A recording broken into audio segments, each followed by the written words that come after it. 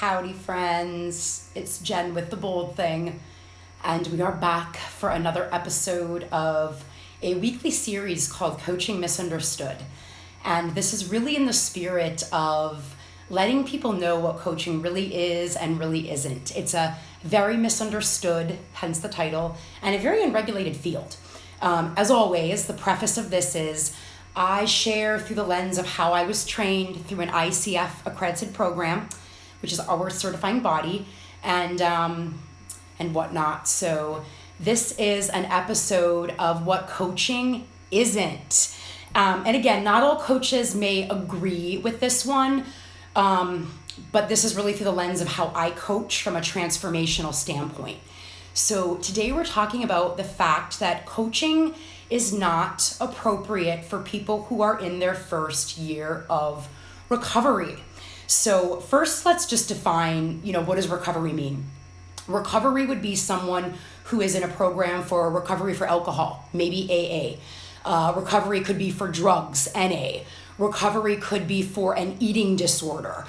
And the reason why, through the training that I went through, we are ethically not coaching anyone in their first year of recovery is, and some of you watching this may be in recovery, maybe you've been in recovery.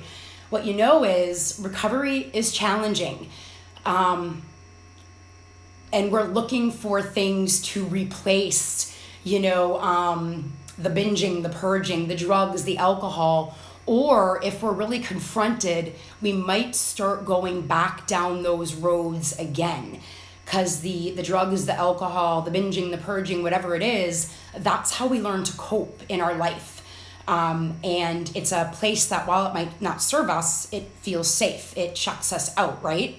And so very simply, the reason why we don't coach anyone in recovery of those natures and beyond, there's lots of disorders these days that we have created, so it could be any of them. But it really is because transformational coaching is confrontational. And I don't mean that, where coach and client are fighting, but when you are having somebody reflect to you what's in your blind spot, maybe it's stuff you've never seen before. Maybe it's stuff that is there and you've had a hard time facing. But when you are having that reflected and you are taking yourself and your shadow head on, it's confronting. And so some of us may be driven to go down the road that we don't want to be on anymore, right?